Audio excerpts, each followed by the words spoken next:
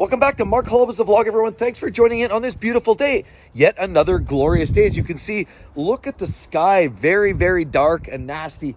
Almost like we've got something brewing. And of course, if each of you know that, we're from northern Canada, it's just a matter of time. I think we're on borrowed time before we get the big S word. Yeah, that's snow.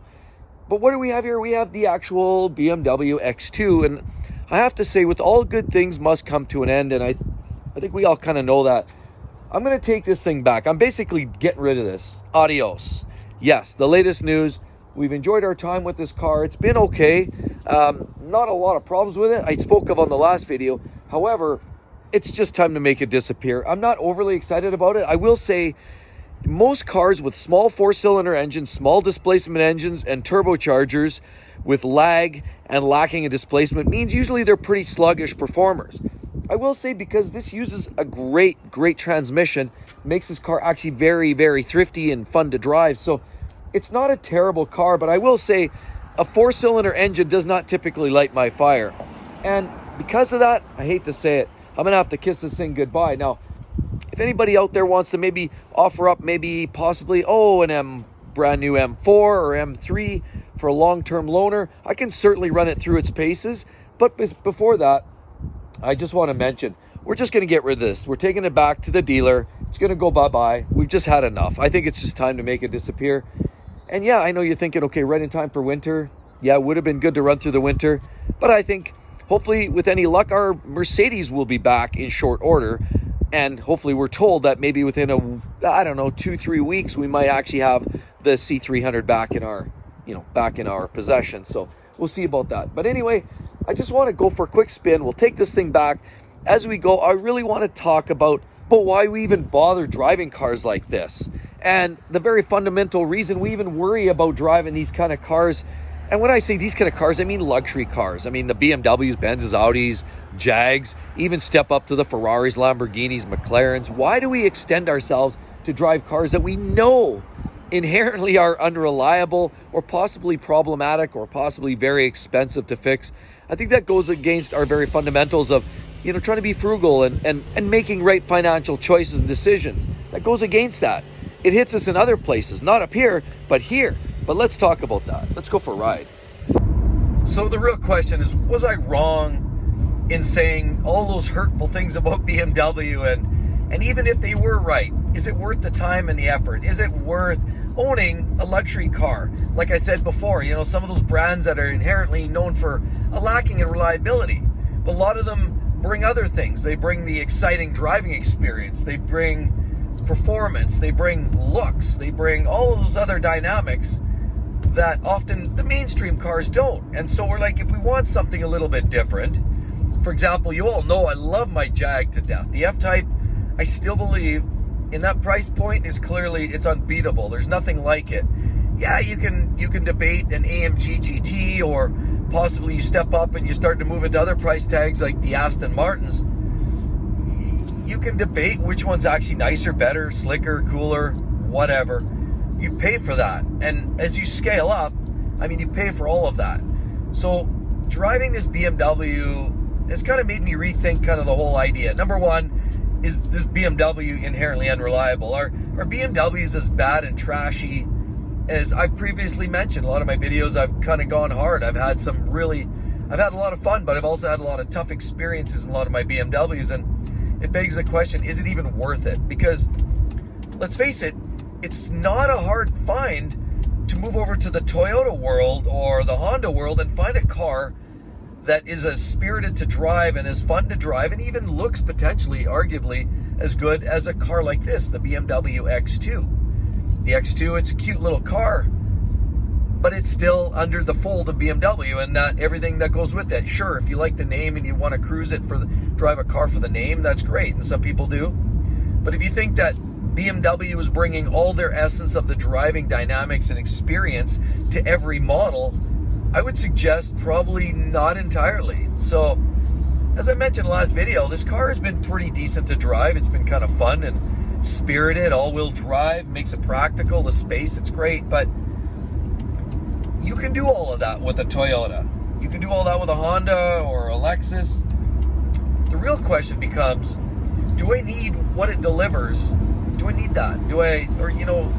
Does this car give you those extra add-ons that make it justified? A Ferrari, it's easy. You get in there, the latest Ferrari 296 GTB delivers 830 horsepower. Whether you think you need that power or not, you have it. You have a car with racing pedigree. You have a car with a double clutch transmission, lightning fast, steering that's literally can turn on a dime. The car brings it. Every Ferrari, even the worst, lowest grade modern day Ferraris, are still great drivers' cars. So they bring that experience. But does an X2 like this really bring that driving experience? And is it worth spending the money, the increased dollars it takes to buy into a BMW or any other car, even an F-Type? I'll say the 4-cylinder F-Type. Is that worth it? Buying, spending that extra hard-earned dollars on an F-Type, say with the 4-cylinder or even a V6, or even for that matter, the V8, whatever. Is it worth it? Well, it's not worth it for Joe Blow that clearly wants to just get from A to B. It's not worth it for somebody who just values the dollars and nothing more, nothing less. But car people like you and I value the driving experience. So does a car like this really deliver that? Like an F-Type R, like a Ferrari or McLaren with 0 to 60 in 2.5 seconds. Like blistering performance numbers, big doors, flashy colors, great sounds. Does this car deliver that goods like a BMW should? Is this worth spending the BMW dollars and then take on the BMW negatives, which is 5 years down the road, you're going to have coolant leaks. I would anticipate you're going to deal with expensive injector replacements. You might deal with, broken parts that are going to cost you 2-3 times more than they would in maybe a Toyota, maybe 5 times more. Is it worth it for a car like this? You could argue and debate an M5 competition. Absolutely. The car brings it. It brings the performance. Absolutely. So it's easy to say, hey, wolf in sheep's clothing, 4-door sedan, but it's as fast as a Ferrari, yada, yada, yada. Yeah, I can justify an M5, and I see why people would do that. Maybe an M3, because you can still get the manual gearbox. That's a driving experience of its own. And if you want to ante up for that and take on the reliability concerns later on, hey, knock yourself out. I'll be the first one to admit that I bought an F-Type R not for the reliability, because that's not what it does best. What it does best is deliver the passion for the drive, and that's, whether it's just looking back at the car, as you're going into the store and you look back and you catch that second glimpse, stunning. Or that firing up on a cold start and you get that bark and exhaust, or that full throttle acceleration, 0 to 60 in 3.5 seconds. Yeah, that's why I bought it. I didn't buy it because I think it's more reliable than a Toyota. Absolutely not. There's not a chance. So I'll be the first to admit that the car has to deliver the goods. Does this car like this deliver the goods, and is it really worth it? Long and short of it is, no, I don't think it does. I think it's a very, very interesting car. It's a great proposition. But for reliability concerns that you might be dealing with, because again, after all, it is a BMW, for all the things that we know historically that they deal with, and they are wonderful cars. Like I said on the last video, the first 3 years is impeccable. Great driving experience. The transmission's phenomenal. It's peppy. It looks sporty. It's great. But do you want this car when it's 6-7 years old? I don't know. If you're a do-it-yourselfer, sure. But other than that, you're going to have deep wallets to continue to maintain a BMW as it gets the 5 to 10 year mark in age. It's just the way it is. Every car gets like that. Even if you're driving a Toyota, it's going to need maintenance. It's going to need repairs and servicing. The difference is, Toyota under the hood, they use different clamps on their cooling lines. It's just a good old-fashioned all-tension clamp, rubber hose, less likely to leak. If it does leak, it's not going to cost you an arm and 3 legs. So, yes, a Toyota will break, but it's less likely to break. And when it does, the costs are going to be probably 25% of what they will be for a car like this. So then you have to ask yourself, is a car like this really worth all that hassle? And like I said, I don't know. That's really almost an objective discussion that it's going to boil down to the individual driver, and everybody's in their own price point.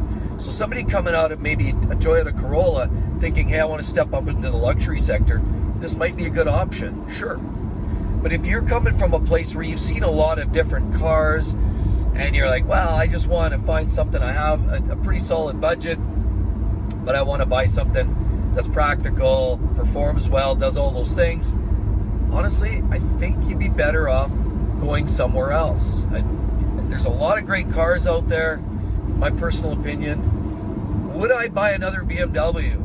I said on a video previous on the other channel, I would never buy another BMW. A lot of people have called me out on that. And I'll say currently probably not. But actually maybe that's not entirely true. Because, as I said, it comes down to the driving experience, the passion you get when you look back at the car, the whole packaging. And I've always loved the M cars, M3s, M4s, M5s. They've always been great. I still have the M5. But does it strike that chord with me? Well, for me right now, the big thing is the M3s, M4s. I don't like the way they look. If they did something that really sparked me on the styling department, I'd probably give them a second look, if we're being honest. I have to be quite frank, quite honest. But knowing what I'm getting into, just like I knew what I was getting into with the F-Type, you just have to know, you have to anticipate. And there's no amount of reasoning that anyone's going to have to say, well, you know what, it's practical, it's not practical. You know that goof, that other YouTube channel that always bashes Beamers and Audis and all those other cars for the sake of it's all Toyota. Not everybody wants to buy a 1994 Toyota Celica. Not everybody wants that old junk. Sometimes, hey, here's the new generation, everybody. Sometimes we want to step into something a little more unique. But a lot of those, you know, current Japanese brands and even there are some domestic products that are pretty solid too. And I will say there are some German products too that are quite solid. So what I'll say to that is it's got to work for you. And at the end of the day, you know, we can't live in the past. We can all talk about, you know, back in the day, you know, I had this 1978 Mazda GLC and it was great and ultra reliable. I mean, they don't build them like that. That's the bottom line. And even if you kept a car like that in a plastic bubble and you took it, I mean, some clown shoe tailgating you like I see every day, some idiot out there tailgating me, he's going to take you out with his old clapped out Chevy pickup truck, and then that car's gone anyway. And, you know, so there's just no holding on to the past. Well, all we can do is what's in front of us. And what's in front of us looks like there's a lot of great cars out there. And interestingly enough, a lot of these great cars now perform well. And they're not always tagged with a German flag on them. A lot of them are, you know, coming from other parts of the globe and they drive well. I mean, I'm actually blown away by some styling that you're seeing in the Kias and Hyundais these days. Now, right now, I can't pull my side. I would never pull a trigger on a car like that because I know there's way too many quality control issues in my mind. But quite frankly, I love the styling. I like where the industry's headed. Electrification, we all know, I'm not a big fan, although I did see the light. I owned one. I had that Tesla for a bit, and I kind of see. I see what they're about, and I know why people are getting on board. So at the end of the day, it's really got to make sense for you. And as car people, we think outside the box. It's not all about practical. It's got to have some fun and frivolity to it. And that's what this conversation's about. Has cars like BMW lost their edge with cars like this X2? I think they kind of have. I think they blended into the mass and the ocean and sea of generic automobiles. And quite frankly, this doesn't really stand out enough to be worth the potential hazards and or implications with reliability and those kind of problems. It just doesn't make sense for me to own a car like this long term. There's a lot better choices, maybe not from a driver's perspective, but in every other angle. So the bottom line is, was I wrong about being so harsh on BMW? A little bit. If we're being honest, I think they still deliver the goods with certain niche cars. But on the other hand, yes, I wasn't wrong in saying that as a blanket statement, because a lot of their cars are becoming more generic and watered down. X2s, X4s, unless you're getting the M variations of those, they're becoming pretty generic, pretty blasé, if we're being honest. And they're not, even for a car enthusiast, it's not worth the shtick. It's not worth spending the dollars on a brand, like being a brand bitch, to something like this, if it's not delivering the goods. So again, you want that M5 competition? Hey, I won't criticize you for it. I get it. I know what they're all about, and they're delivering the goods. I'm not saying a Lamborghini's reliable, but hey, they deliver the goods in other ways. So I get why people buy them. I'll definitely own another Lamborghini again one day, and probably a Ferrari. I've debated McLarens. Yeah, Jags are great cars too, and Aston Martins, I love them all. They're great cars because they're drivers' cars. So, long and short of it is, buy what you like, buy what fits the budget. But at the end of the day, cars like this, the mainstream cars by BMW, the mainstream cars by Audi, the mainstream cars by even Mercedes, you really have to question your insanity, or sanity, I guess, and really if it's even worth, carrying around that brand name or having that 3-pointed star on the, on the dashboard, or essentially on your steering wheel. I don't know. That's a decision you're going to have to make. In my mind, if you're going to buy one of these fun and frivolous type of cars, it's probably got to be for the reason that drew you to that car in the first place. For the driving, the excitement, the sounds, and the looks. So I hope that each and every one of you kind of appreciate where I'm coming from. It really is about the driving experience. And again, if you guys can get on board with that, remember, life's too short to drive boring cars. So don't let those suckers like those YouTube channels that are gassing on about 1994 Celicas take you down. If you're not a car person, that's okay. Follow that message. But if you care in the least bit about fun driving and you're sort of torn between reliability and the driving experience, that level of influence is going to take you to a place where you're not going to be satisfied with the drive. The cars I talk about will give you the goods. I'm going to share with you what it's like straight up. I'll tell you what the F-Type's like. And I've had videos about some of the nuances and the problems, and people beat the crap out of me for it. But I'm just telling you the way it is. And I love the car. But it's not perfect, and I'm okay with that. So hope to see each and every one of you on the next one. Catch you all real soon. See you then. Bye-bye.